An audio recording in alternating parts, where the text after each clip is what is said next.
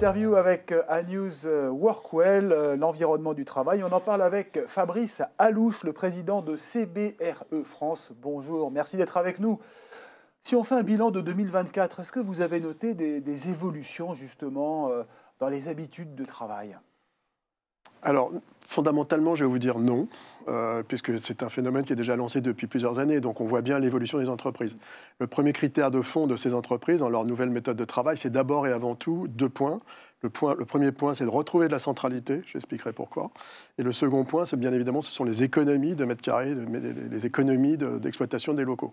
Alors la centralité, pourquoi? C'est très simple, c'est que tout simplement aujourd'hui, par les modes de transport et ce qu'on appelle la guerre des talents, j'aime pas trop le mot talent, mais enfin la recherche d'employés de qualité, etc., ou de salariés de qualité, ça vous oblige à avoir de la centralité et offrir des services supplémentaires. Et de l'autre côté, l'environnement de travail, la réduction des surfaces, c'est tout simplement, bien évidemment, on est dans une période de restriction, d'économie d'échelle, et donc on fait très attention au mètre carré. Pour autant, cette centralité et cette recherche d'économie de mètres carrés, enfin de surface de mètres carrés, fait qu'on est plutôt dans une notion d'iso-coût, puisque bien évidemment, quand vous vous recentrez, c'est un peu plus cher. Donc on réduit les surfaces et on retrouve à peu près les mêmes coûts d'exploitation. Vous notez aussi un retour vers les centres-villes? Ah, complètement. La centralité, c'est le mot-clé. Tout le monde souhaite être dans les centres-villes. D'où la grande difficulté qui est, je suis propriétaire d'un actif un peu éloigné, un peu loin des transports, ça devient compliqué. Je suis en centralité, je suis dans Paris, je suis sur un pôle tertiaire. Là, les valorisations restent très correctes. Et vous entendez des clients qui vous disent le télétravail, maintenant, stop. On veut revenir au bureau, il faut nous trouver des bureaux pour ça. Alors ça, c'est un sujet qui est passionnant parce qu'en fait, il faut le dissocier. En fait, on englobe trop de choses dans le télétravail au sens de son analyse. Il y a ce qui se passe en Europe et en France et ce qui se passe à l'extérieur, on va dire aux États-Unis. Aux États-Unis, c'est le remote qui a mis beaucoup de pression et on voit bien que par élément coercitif, c'est coercitif, les entreprises ont demandé à leurs salariés de revenir. On est passé d'un ratio de 40 à 60% d'entreprises qui font revenir leurs salariés. En France, ce n'était pas le cas du tout. Ouais. On avait déjà... négocier, on va dire, le télétravail à hauteur de deux jours par semaine. Donc, et ça fonctionne toujours, ça restera toujours, et je pense que c'est inéluctable. Maintenant, c'est comment on va gérer les espaces de travail par rapport au taux d'occupation. Et justement, est-ce que ce que vous voyez aux États-Unis peut arriver en France? Non, parce que déjà, on est en avance sur quelque part, puisqu'on n'a pas été aussi loin que... Donc on n'aura pas cette difficulté-là, parce qu'il y a une anecdote qu'on m'a racontée, je ne l'ai jamais vérifiée, mais enfin je vais quand même l'énoncer, c'est qu'en fait Google ou les grands prescripteurs, n'arrivant pas à faire revenir leurs collaborateurs au bureau, ont déménagé eux-mêmes. C'était quand vous allez en Floride aujourd'hui, à Miami, il y a des Google s'est installé pour que les collaborateurs puissent revenir. Donc vous voyez là, c'est une espèce de non-sens, mais quelque part ça fonctionne comme ça, alors qu'en France, ce n'est pas du tout le cas. On a plutôt une centralité, il y a un équilibre qui s'est créé, on a pris des habitudes, le télétravail s'est institutionnalisé depuis le Covid, et aujourd'hui tout le monde l'accepte. Donc c'est maintenant comment on combine avec. Avec peut-être moins de jours de télétravail, ça c'est pas impossible. Ça peut se négocier, mais ça c'est toujours partenarial. Centralité, c'est-à-dire plus de services, disiez-vous? Alors centralité, elle est géographique, c'est-à-dire en fait qu'on cherche la proximité, donc tous les pôles qui ont des capacités de transport en commun extrêmement importantes sont valorisés, sont mis en avant. Ce n'est pas la notion de service. La notion de service, c'est l'élément complémentaire. Je dirais que c'est d'abord le bon endroit, le bon immeuble, et ensuite le bon serviciel. Le bon serviciel, c'est on se tourne vers ses collaborateurs, de quoi ont-ils besoin pour de manière assez paradoxale, le premier élément qui est venu dans une enquête qu'on a menée en Europe, c'était le point dur, le point le plus important, pardon, c'est pas le point dur, c'est le point le plus important, c'est la restauration. Il fallait avoir des éléments de restauration très forts. Après, c'est tous les aménagements d'espace, c'est le confort de vie, le visuel, l'air, etc. Tous ces éléments-là sont pris en compte aujourd'hui par les salariés. Oui, on parle de la décarbonation notamment, ça doit jouer. Alors ça, la décarbonation, elle vient sur l'exploitation des bâtis ou sur la construction des meubles ou l'exploitation du bâti. Donc oui, bien évidemment. Les clients vous le demandent? Tous. C'est quasiment unanime aujourd'hui. Donc vous vous adaptez?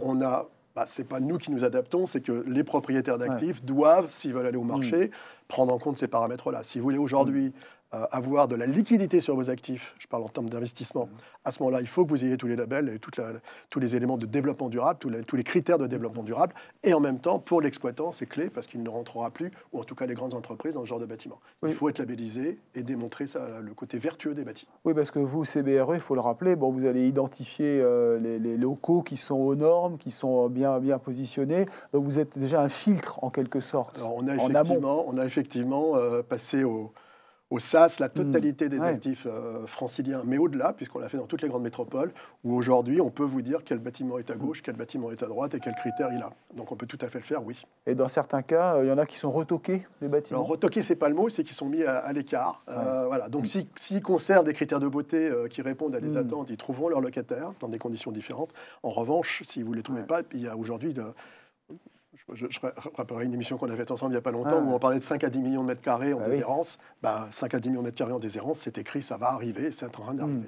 Donc ça veut dire qu'il faudra qu'on s'adapte ou qu'on rénove tous ces alors locaux, adapter est le mot le plus important. Alors la rénovation, c'est de basculer dans le mode énergétique. Et là, il faut saluer le PLU bioclimatique qui a été présenté, puisque il souhaitait mettre tout ce qui était développement durable, travaux de développement durable, rénovation, sous l'égide du permis construire. C'est maintenant passé en autorisation de travaux, ce qui change absolument tout, puisque là, on va pouvoir verdir les immeubles. Mais si vous n'êtes pas verdé aujourd'hui, vous avez une complexité sur vos actifs. Pour 2025, comment voyez-vous les choses? Alors, d'une manière générale, en économie immobilière, 25 sera dit au 24. Comme 2024. Oui, alors bien évidemment, je vais pas vous refaire tout ce que tout le monde sait, ce que vous savez, ce que tout le monde lit dans les journaux. C'est que ce qui se passe aujourd'hui en France en termes d'image, je reviens de Londres, j'ai fait 2 voyages en 15 jours. On était, avant l'été, le centre du monde, les Jeux Olympiques, l'image de Paris, etc. Maintenant, on est la risée du monde. Enfin, Notre-Dame encore, récemment. Ouais, Notre-Dame. Oui, je vais vous dire oui, par principe, je ne peux pas dire autrement. Mais ce que je veux simplement dire, c'est qu'au-delà de Notre-Dame, on est maintenant rentré dans une difficulté, aujourd'hui sans gouvernance, sans direction, on ne sait pas où on va. Donc les entreprises sont inquiètes. Si vous êtes inquiet, c'est toujours pareil. On dit toujours par quoi l'économie va repartir. On parle d'argent et de dette. Oui, si vous n'avez pas d'argent et de dette, vous ne pouvez pas repartir. Mais c'est la confiance. Aujourd'hui, la confiance, ça devient de la défiance. Et ça peut altérer effectivement nos flux économiques. Ce qui veut donc dire que moi, ma vision sur 2025, je pense qu'on aura ditto à peu près la même chose en placement immobilier en termes de locaux de bureaux. Et en investissement, ça va être compliqué parce qu'on a tous une notion de repricing par rapport à la vente de hausse des taux et l'après d'aujourd'hui. Donc c'est encore compliqué. Mais justement, c'est pas ça qui va modifier la donne, parce que peut-être qu'on va être moins regardant. Si on a moins d'argent, on va peut-être dire aux salariés, soyez moins exigeants. Oui, mais les critères de centralité tels qu'on les a exposés dans toute l'interview qu'on est en train de faire resteront. Là où il y a une vraie problématique, c'est si vous ne répondez pas à ces critères-là, vous êtes un investisseur et votre immeuble est vide, là vous avez une vraie problématique de reconversion ou de travaux lourds. Mais les surfaces vont être réduites s'il y a des plans sociaux? Pour l'instant, on n'est pas dans cette notion de plans sociaux, parce qu'on en entend bien évidemment en industriel, mais peu en tertiaire. Quand vous avez une entreprise en face de vous, donc qui a un cahier des charges, qui réclame un certain nombre de services, c'est quoi la priorité pour elle? C'est ce que je vous exprimais, c'est la centralité. Et le service, c'est ça. La centralité et le service. Voilà. Proche du centre. Exactement. C'est ça la priorité. Et moins l'environnement? Je ne sais pas ce que vous entendez par le mot environnement, mais la qualité première, c'est d'avoir de la centralité, un immeuble greené en termes de développement durable, et effectivement avoir un certain nombre de services qui permettent aux salariés de s'épanouir dans les locaux. Mais c'est essentiel parce que si vous ne faites pas ça et que si vous êtes à l'extérieur de Paris ou assez loin, vous avez une difficulté après pour trouver les bons cadres. Vous prenez Airbus qui se rapproche de Paris, par exemple. Il y a beaucoup d'entreprises. Et Silor qui s'est rapproché de Paris, qui est rentré dans Paris d'ailleurs. Donc c'est nouveau, ce phénomène. Il y a une centralité. Elle se fait d'abord parce que un certain nombre d'actifs ont permis... On va dire qu'en termes de loyers, ils sont plus accessibles et par tout ce système d'économie et d'échelle, ça permet de pouvoir se mouvoir plus facilement.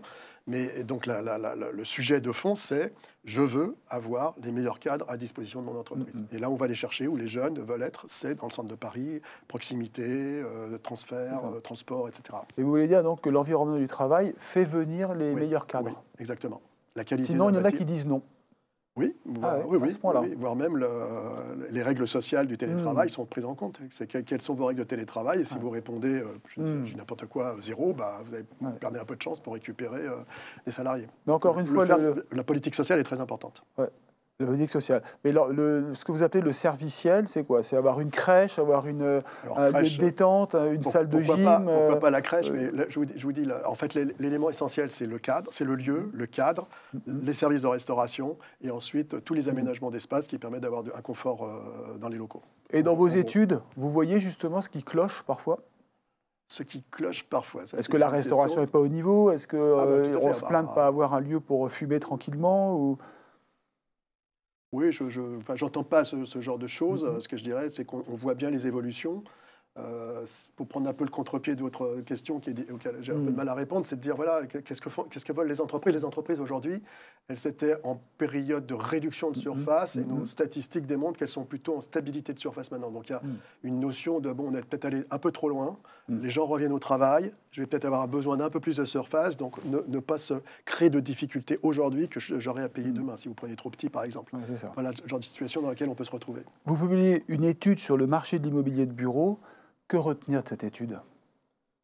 Alors, comme on en publie beaucoup, voilà, la toute dernière, la toute dernière, en exclusivité pour exclusivité, Well. en exclusivité. Ah bah alors, les dernières informations qu'on a à peu près sur le marché du bureau, c'est que la première des choses, il y a cette dichotomie très forte qui va s'accentuer dans le futur sur je suis bien positionné, je suis moyennement positionné, et donc il va y avoir des pressions pour tous les bâtiments qui sont bien positionnés.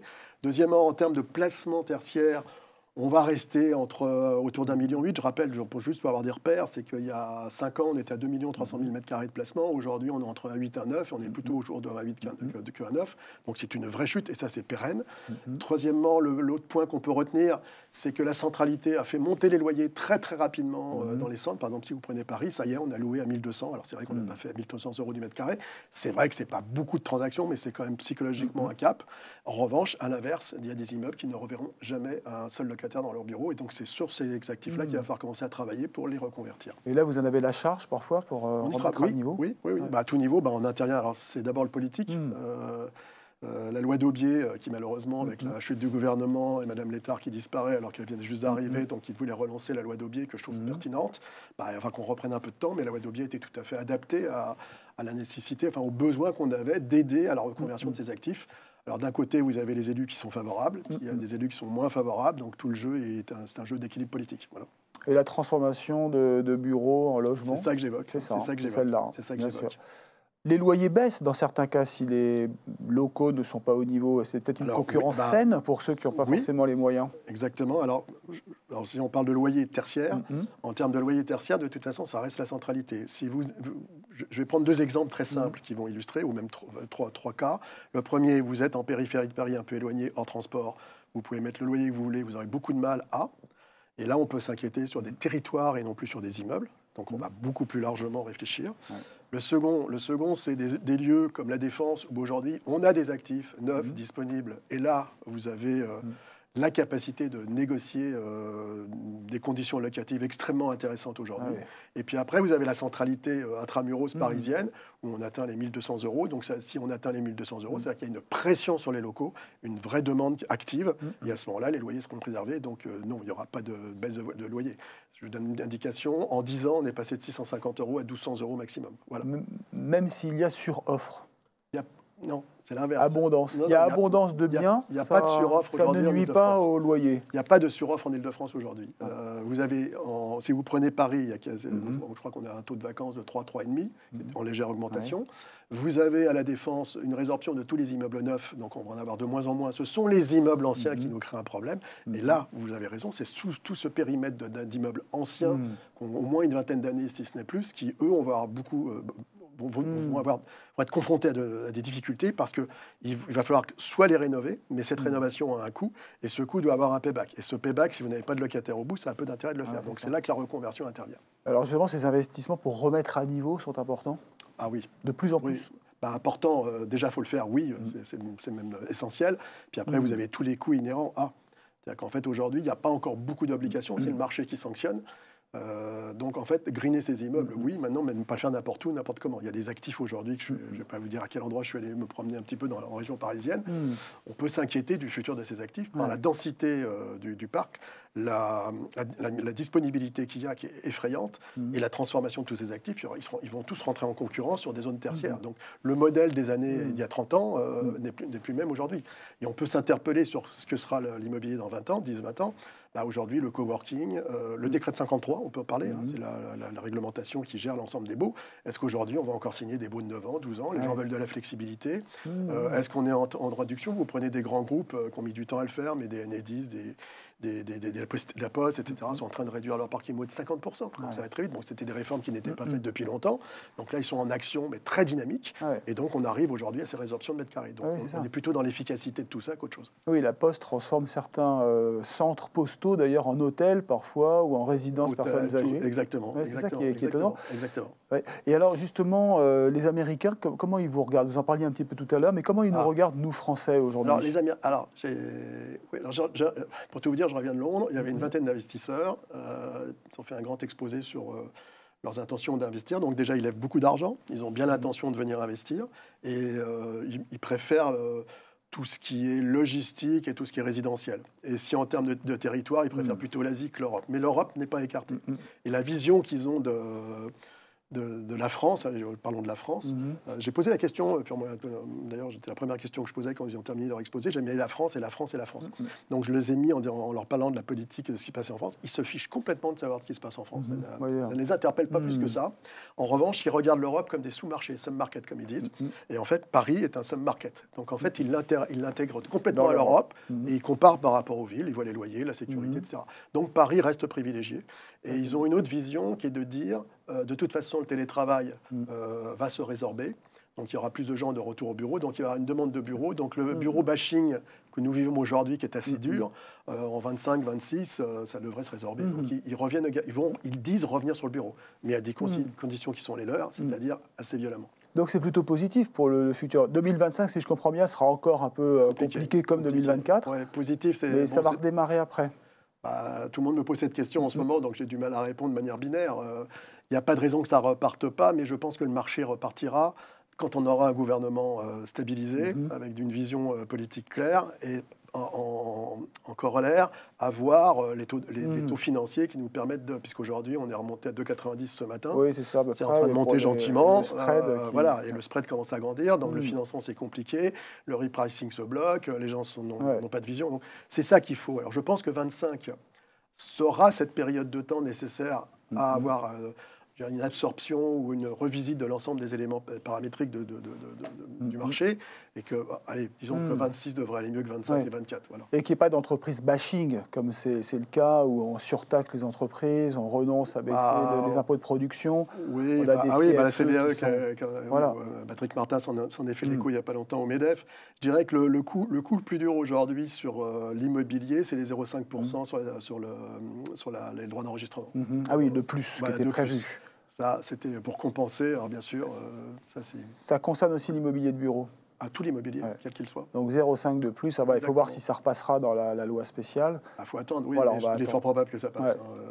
Fort probable. Parce que l'immobilier, les députés sont un peu loin de nos problématiques. Dernière question, le fait que ça bouge aussi avec l'Asie, les Chinois vont venir en Europe, s'implanter, on le voit avec l'automobile, les réseaux vont se créer. Est-ce que ça peut générer un flux positif ?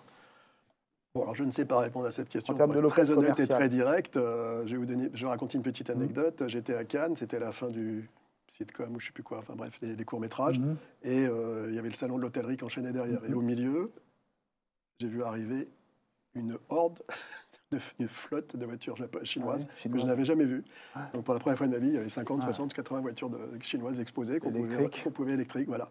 Donc oui, le flux arrive. Maintenant, les conséquences, je les connais pas. Je ne sais pas. Parce que vous êtes aussi en charge de l'immobilier commercial, tout ce qui est commerce, concession automobile, éventuellement, tout ça, ça peut oui, ça se développer. Marginal. Oui, ça sera marginal. Oui, ils vont prendre des implantations. Ils ont déjà commencé d'ailleurs.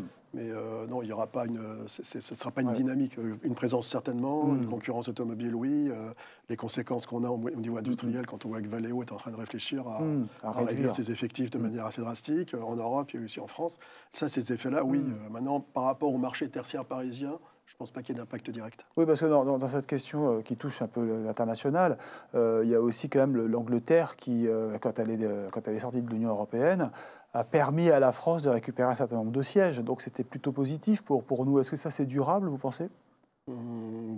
Est-ce qu'il n'y a pas un retour en arrière qui s'annonce ? C'est une question complexe. Non, je ne pense pas. Pour l'instant, non. Pas. La Grande-Bretagne, j'en reviens, là j'ai passé un peu de temps avec eux, donc leur économie est plutôt stabilisée, l'immobilier repart, les repricings se font progressivement. Le monde anglo-saxon a toujours sa priorité par Londres ou la Grande-Bretagne plutôt que de venir d'abord en Europe continentale. les choses vont se faire progressivement, mais non, il n'y a pas de, il y a pas de marqueur lourd. Environnement du travail, priorité donc des salariés, et puis de plus en plus d'exigences, si j'ai bien compris ce que vous disiez, monter en niveau, décarboner, faire toujours plus beau, avec des prix qui montent. Plus accueillant. Voilà, avec des prix qui montent quand même, j'ai noté. Oui. Et une année 2025 qui sera un peu comme 2024, mais 2026, l'espoir renaît, à condition que la stabilité soit là, politique. Exactement. Merci beaucoup Fabrice Alouche, président de CBRE France. Vous étiez sur A-News Workwell. Restez avec nous.